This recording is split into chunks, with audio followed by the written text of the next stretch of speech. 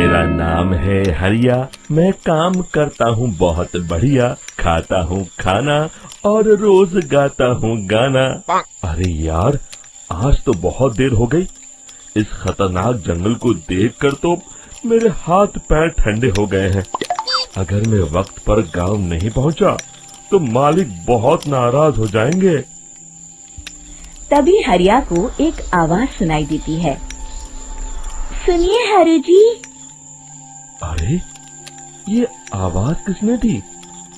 तभी हरिया को सामने कुछ दूर एक औरत खड़ी दिखाई देती है। अरे भाई, ये औरत अकेली इतनी रात को इस जंगल में क्या कर रही है? चलकर पूछना पड़ेगा। फिर हरिया अपनी बैलगाड़ी उस औरत के सामने लाकर रोक देता है और उससे पूछता है। अरे सुनिए, आप इतनी रात को इस खतरनाक जंगल में अकेली क्या कर रही हैं? तभी वो औरत मीठी आवाज में कहती है। अरे हरु जी, आप आ गए। मैं कब से आपका इंतजार कर रही थी। वैसे तो यहाँ से काफी लोग गुजर चुके हैं, लेकिन मैं खास आपका इंतजार कर रही थी। अच्छा, तुम सच कह रही हो? मुझे तो यकीन नहीं हो रहा है। वो क्या है ना, आज तक किसी ने मुझसे इतने प्यार से बात नहीं की। हाँ हरु जी, मैं सच कह रही हूँ। अब देर मत करिए और जल्दी से मुझे मेरे घर तक छोड़ दीजिए। हाँ, कौन सी बड़ी बात है, अभी छोड़ देता हूँ। आप मेरे पीछे बैलगाड़ी में बैठ जाइए और मुझे रास्ता बताते चलिए। फिर वो औरत हरिया की बैलगाड़ी में बैठ जाती है और हरिया बैलगाड़ी हाँकता हुआ आगे चल पड़ता है। फिर उस औरत के बताए हुए रास्ते पर चलते चलते हरिया बैलगाड़ी लेकर एक काली गुफा के आगे आकर रुक जाता है। हरिया उस औरत से पूछता है। हाँ देवी जी, आपका घर कहाँ है? यहाँ तो एक गुफा के अलावा और कुछ नहीं है। तभी अचानक वो औरत हवा में उड़ने लगती है। देखते ही देखते उसका सुंदर रूप एक डरावनी चुड़ैल में बदल जाता है और वो जोर जोर से हंसती है। अरे तू तो एक नंबर का बेवकूफ निकला। तू तो बड़ी आसानी से मेरी बातों में आ गया। अरे मर गया रे, ये तो एक चुड़ैल है। हे भगवान बचा ले, ये तो बड़ी डरावनी दिखाई दे रही है। और फिर अगले ही पल हरिया की बैलगाड़ी में रखा सारा सामान हवा में उड़ता हुआ उस काली गुफा के अंदर चला जाता है और वो चुड़ैल भी उस गुफा के अंदर जाकर कहीं गायब हो जाती है। हरिया ये नजारा देख बुरी तरह घबरा और परेशान हो जाता है। अरे, ये चुड़ैल तो मेरा सारा सामान लेकर गुफा में गायब हो गई। अब क्या होगा? अगर मैं गांव खाली हाथ गया तो मालिक मेरी अच्छी खबर लेंगे। मेरी इस बात का कोई यकीन भी नहीं करेगा। फिर आखिर वही हुआ। हरिया के मालिक चंपक सेठ को हरिया की किसी भी बात पर रत्ती भर भी यकीन नहीं हुआ। चंपक सेठ को लगा हरिया झूठ बोल रहा है और उसने ही लालच में आकर सारा सामान हड़प कर लिया है। फिर हरिया को बेईमान समझकर चंपक सेठ उसे काम से निकाल देता है। अगले दिन अपनी दुकान में परेशान बैठा चंपक सेठ गुस्से में बड़बड़ाता है। अरे, दुकान में तो सामान बिल्कुल भी नहीं है। अब मुझे ही शहर जाकर सामान लाना होगा। फिर वो अपनी बैलगाड़ी लेकर शहर चला जाता है। शहर से सामान लेकर जब चंपक सेठ वापस गांव लौट रहा होता है, तभी उसे एक आवाज सुनाई देती है। चंपक जी, ओ चंपक जी। अरे, ये तो कोई मेरा नाम लेकर मुझे पुकार रहा है। फिर उस रास्ते में वही औरत खड़ी दिखाई देती है।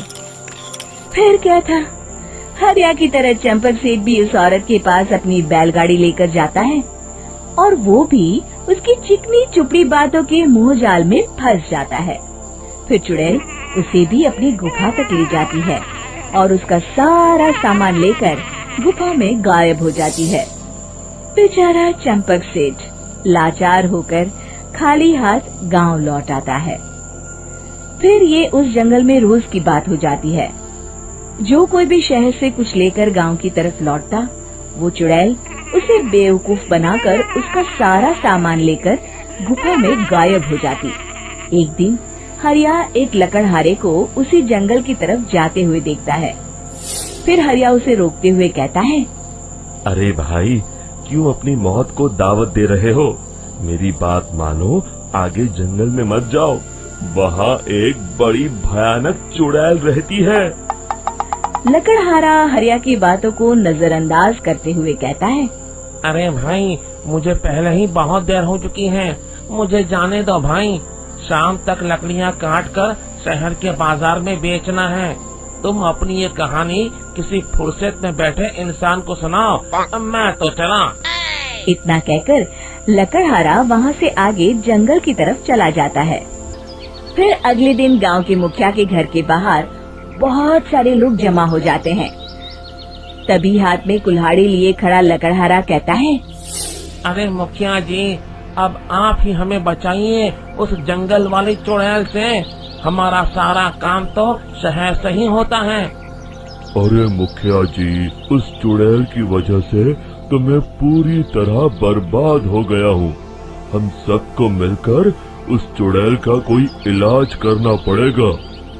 तभी भीड़ में खड़ा वीरा कहता है, आप लोग चिंता मत करिए, कल से वो चुड़ैल किसी को नहीं लूट पाएगी।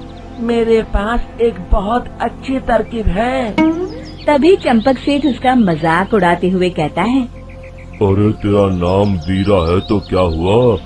तूने अभी उस चुड़ैल को देखा नहीं है? जाकर अपना काम कर, बड़ा आया।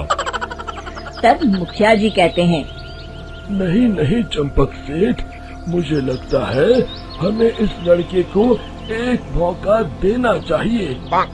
फिर सभी गांव वाले मुखिया जी की बातों से सहमत हो जाते हैं और वीरा शाम को एक बैलगाड़ी में कुछ सामान लादकर उस जंगल की ओर चल देता है। वीरा, ओ वीरा, कहाँ जा रहा है? तभी वीरा मुड़ के देखता है, वही चुड़ैल एक औरत के रूप में खड़ी है। अरे बहन जी, मैं आपको ही ढूंढ रहा था। देखिए, मैं आपके लिए क्या लाया हूँ। अरे वाह, तो खुद मेरे लिए इतना सामान लाया है। तू ही अकेला गांव में समझदार है। जरा देखो, मैं भी खोल के, बड़े भूख लगी है। जैसे ही चुड़ैल उस सामान पर से कपड़ा हटाती है, एक भगवान शिव की तेज रोशनी उसके अंदर मूर्ति से निकलती है और चुड़ैल अपने असली रूप में आकर जलने लगती है। अरे मैं जल रही हूँ, बचाओ! बचाओ! ओम नमः शिवाय, मर गई मैं! देखते ही देखते वो चुड़ैल राख के साथ उड़ जाती है और सभी गांव वाले भी वहां आ जाते हैं। शिक्षा बुराई पे सदा अच्छाई की ही जीत होती है।